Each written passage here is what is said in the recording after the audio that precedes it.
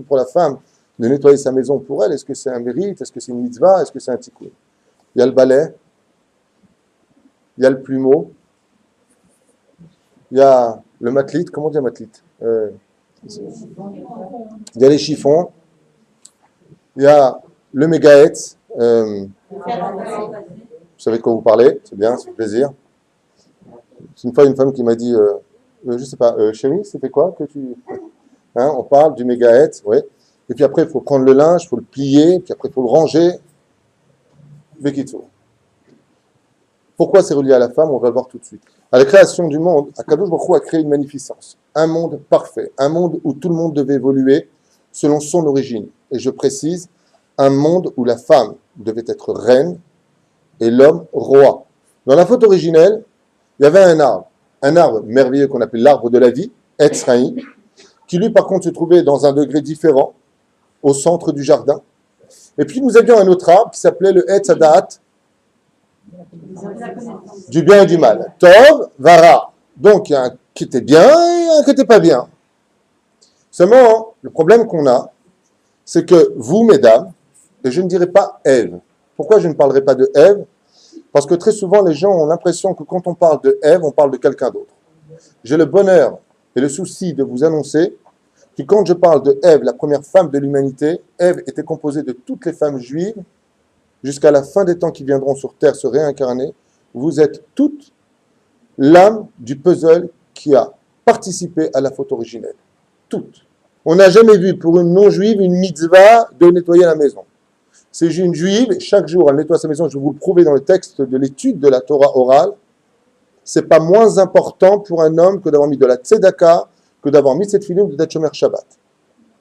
C'est pas moins important pour une femme de donner un coup de balai, vous allez voir à tel point que la fête juive la plus importante qui démarre l'année juive, la première des Shalosh Regalim, c'est la fête du ménage. J'ai pas compris. Pessah, c'est la fête où on te demande de faire le ménage. Donc, qu'est-ce qui va inviter Dieu? Ni nos mitzvot, ni nos matzot. C'est ce qu'on a retiré le chametz, c'est-à-dire ce qu'on a retiré le mal du bien. C'est vous faire comprendre qu'au niveau des fruits de l'arbre de la connaissance du bien et du mal, chaque arbre, chaque branche, chaque fruit était parfaitement placé à sa place. Chaque chose était à sa place, parfaitement rangée. L'arbre de la connaissance, pas bien et mal. L'arbre de la connaissance du bien et du mal. Le « et » qui est venu entre les deux, c'est-à-dire la connaissance du bien et du mal, ils étaient ensemble. Quand tu étais avant la faute, tu ne voyais que le bien et le mal ensemble. Ça veut dire que les deux servaient Dieu. Seulement le fait d'avoir consommé de ce fruit-là, de la connaissance du bien et du mal, a provoqué que tout cela tombe par terre et se mélange complètement. Tout s'est mélangé. Donc, comme tout s'est mélangé, il va falloir maintenant tout relever, tout ramasser, tout retrier, tout replacer, tout simplement. Nous avons été par la suite renvoyés du Gan Eden pour entrer dans un monde de réparation. J'ai nommé la terre, le monde dans lequel nous vivons. Et sur ce monde dans lequel nous vivons, Akadosh Baruch Hu va nettoyer son Gan Eden. Donc si Dieu nettoie son Gan Eden pour le laisser comme salaire, où est-ce qu'il va envoyer tout ce balagan? Sur la terre. Ce qui fait que la femme maintenant, dans son labeur de tous les jours, et je le dis, et je n'ai pas honte de le dire, et je le répète, personnellement, je suis le seul homme dans ce Beth Midrash, mais franchement, je vous applaudis, mesdames. Baruch Hashem, que nous ne sommes pas, nous les hommes, des femmes, vous avez un tafkid très dur, aussi bien extérieur qu'intérieur. Extérieur, je parle des responsabilités de la maison. Intérieur, la réparation de la nida. Ça veut dire que vous avez remarqué que tout le inyan de la femme s'est dépuré constamment, à l'intérieur comme à l'extérieur, le monde de l'impureté, le monde de la saleté. Yallah, on remet maintenant du ménage. Yallah, on remet les choses en place. C'est quelque chose, que vous le vouliez ou pas, qui nous est imposé. La nature nous l'impose. Tu ne peux pas laisser ta maison comme ça. Quelle couleur va parfaitement pour représenter le mal? Le noir. On est tous d'accord pour dire que le noir représente le mal. D'accord, très bien. En général, les sages nous disent c'est pour cela que le noir est représenté par la saleté. Là où c'est sale, le Zohar vient nous dire les Shindalet s'installent. Les démons s'installent. Jamais vous verrez des démons s'installer dans un endroit propre. Donc on voit que là où il y a la propreté, la Shrina descend, et on voit que là où il y a de la saleté, les forces du mal descendent. La femme, étant donné qu'on a dit tout à l'heure ici, dans l'exemple que nous avons donné, étant donné qu'elle doit tout remettre, alors elle a essentiellement à laver. Laver quoi? Les vêtements de la saleté. Comment est-ce qu'on dit un vêtement en hébreu? Begadim. D'accord. Et comment on dit un traître en hébreu? Un traître. Boged. Vous avez remarqué que le mot vêtement en hébreu et le mot traître s'écrivent exactement de la même façon. Car le vêtement vient symboliser la trahison que l'homme et la femme de la création du monde ont eue vis-à-vis de leur créateur. Ce qui fait que comme la femme est à l'origine de la faute, il est donc de son devoir que dès que la saleté touchera le vêtement ou les mauvaises odeurs touchera les vêtements, de les nettoyer. Donc, aujourd'hui, on a la machine à laver. Mais il va falloir trier, il va falloir ranger, il va falloir repasser, bien entendu, avant. On met le blanc et on ne le mélange pas avec le noir. Vous avez remarqué? On trie les couleurs. On fait tout un travail qui paraît tellement naturel aujourd'hui. Ben, c'est normal parce que si je le mets avec le noir, ça va tout simplement déteindre. Non. Dieu, s'il avait voulu que tu mettes toutes les couleurs ensemble et que ça ne bouge pas, ça ne bouge pas. Pourquoi dans la nature des choses, Dieu a fait ainsi? Michel Dalishol. Il y a ceux qui ne savent pas poser de questions. Mais si tu te poses des questions, pourquoi Hachem il a fait ça? Parce que tu n'as pas fini ton tikkun. Ici, dans la faute originelle, tout est tombé sur terre. Il va falloir tout remettre à sa place. Donc, qui dit poussière dans une maison, dit automatiquement réparation. Il va falloir retirer cette poussière. Et tu deviens fou. Vous avez remarqué les femmes? Déjà qu'elles ne sont pas à la base, mais en mettant, elles deviennent plus folles. Pourquoi? Ah, je ne comprends pas, j'ai nettoyé, il y a tout le temps de la poussière ici. La poussière pénètre même là où tout est fermé. Pourquoi? Parce que ça fait partie de la réparation. Et bon, maintenant, trier. Pourquoi trier? On l'a dit ici dans l'arbre de la connaissance, tout s'est mélangé. Le fait que la femme trie, d'accord? C'est parfait pendant la semaine. Elle est en train de ranger. Ah. Quel est le jour où tout redevient un avant-goût du monde futur? On repasse avant la faute. Et Shabbat, on a le droit de trier? Non, il n'y a pas de tikkun. On n'a pas le droit de laver Shabbat, on n'a pas le droit d'essorer Shabbat, on n'a pas le droit d'étendre Shabbat. Tous les tikkunim s'annulent, puisque c'est le Shabbat qui, comme une maman vient prendre son enfant en disant Dai, repose-toi, Shabbat va inafash. Chaque fois qu'une femme, dans le monde dans lequel elle vit, en train de soupirer entre les enfants qui hurlent, le mari qui arrive à qui il faut faire à manger un neiner, parce que M. Casimir rentre à la maison, ainsi de suite, chaque fois qu'une femme est en train de faire ce qu'elle a à faire à la maison, mais pas comme Tchabéav, hein, I am Conchita, I am Conchita, hein, qu'elle pleure, mais si une femme le fait en sourire, les sages nous disent quelque chose qui paraît complètement Walt Disney et qui pourtant est tellement réel. Une femme qui tient sa maison, disent les sages, remet les fruits qui sont tombés de l'arbre de la connaissance du bien et du mal à leur place. Ce qui fait que quand elle retournera dans son Gan Eden, elle trouve un endroit propre où tout est rangé. C'est elle qui sera servie. Vous avez remarqué que quand on a des choses à ranger, on les range dans l'armoire, d'accord? Dans le haron.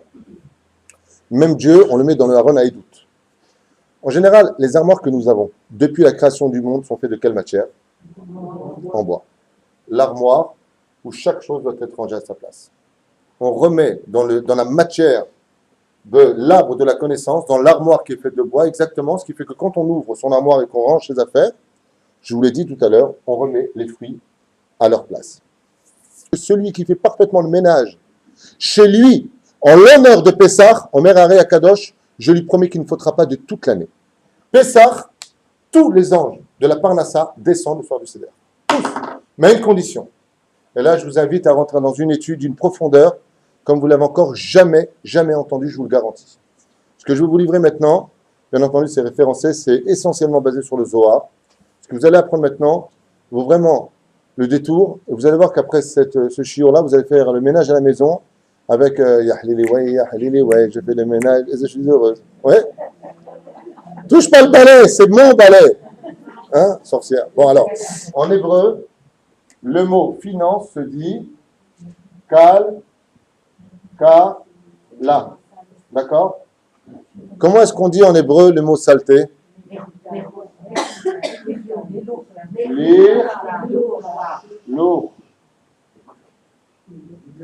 Ça fait ça, c'est un cap sophiste normalement, d'accord? Vous voyez que le mot kalkala et le mot lichlour sont exactement les mêmes lettres. Si tu veux que la kalkala, que les finances rentrent chez toi, il faut absolument que tu enlèves le lichlour. Si tu renvoies le lichlour à sa place rangée dans le Gan Eden, Dieu peut t'envoyer maintenant, comme on l'a dit ici par Pessah, le Nikayon de Pessah, l'abondance, le choix de pouvoir faire descendre un maximum. L'ange en français de la Parnassa sur terre s'appelle Monsieur Propre. Accompagner le roi du monde qu'à la condition où tout est propre à la maison. D'où le Seder. Hachem ne peut pas résider dans un endroit qui est sale.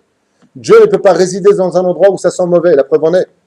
Quelqu'un est en train d'étudier avec l'autre, dit la Gemara, il y en a un qui flatule, il a mangé des faillots. Ouais. Et une odeur s'en échappe. Qu'est-ce qu'on doit faire al pied à la? On continue ou pas?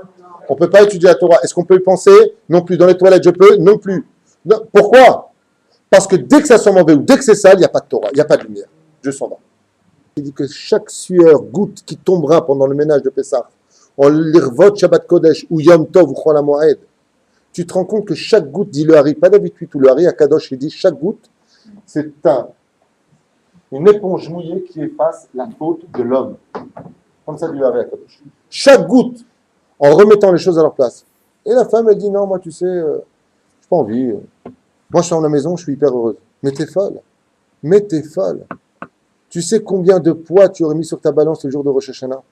Combien tu serais sorti haut la main? Par le mérite des femmes qui tiennent leur maison, que la parnassa viendra beaucoup plus facilement chez leur mari. C'est marqué noir sur blanc dans le texte ici. Je vous l'ai traduit directement. Quand tu retires le chametz de chez toi, tu as enlevé les mauvais décrets, la mort s'en va de chez toi. Tu as éloigné le même du taf. Mahmetzet. C'est ce qu'on lit dans le Sefer Torah. Le Hari Akadosh nous dit, quand tu fais parfaitement ton ménage, c'est quoi parfaitement le ménage? C'est pas en prenant le balai en grognant toute la journée. Parce que les mitzvot dans les cieux ne sont acceptés par Dieu que quand tu les fais dans la joie. Ça, d'accord? Et ici, qu'est-ce qu'on a le mot? Chametz. D'accord? Je fais exprès comme ça, même si c'est pas comme ça qu'on les fait en hébreu. Quelle lettre on a ici en commun? Celle-ci est reliée là, celle-ci est reliée là. Quelle différence il y a entre les deux? Juste ça. Ça, c'est la miette de pain. Quand tu retires du mot chametz à l'envers, chametz, tu vois les lettres ici, chametz, si tu arrives à retirer la miette de pain qui restait à la maison, tu as la matzah à la maison, et là, Dieu est terminé. Et c'est quoi ça? C'est un tout petit carré. C'est la petite miette de pain qu'il faut absolument aller trouver derrière le frigidaire, sous le lit, ou chez un des meubles qui est dans la maison. Tu te rends compte que toute l'histoire de Pessah tient qu'à ça. Et c'est ça la grandeur du peuple juif. C'est que chez nous, les juifs, dans notre sainte Torah, dans notre vie qu'on vit tous les jours, Dieu il nous suit jusque dans une miette de pain pour nous faire comprendre combien il est avec nous. Même quand on a un balai dans les mains, même quand on recherche avec le sourire en mettant de la musique. Ouais. D'ailleurs, je vais vous offrir un disque de Yuval Taeb Fondardé, comme ça vous êtes Hashem, comme ça à la maison, comme ça, comme ça. Tout balai Bezrat Hashem avec le sourire, et comme ça vous pourrez Bezrat Hashem rendre une belle maison pour que le seder de la maison soit mis, pour que le seder soit placé sur la table, mi berodium, comme le dit la halakha. Quand est-ce qu'on dresse la table? Mi berodium, quand il y a du jour.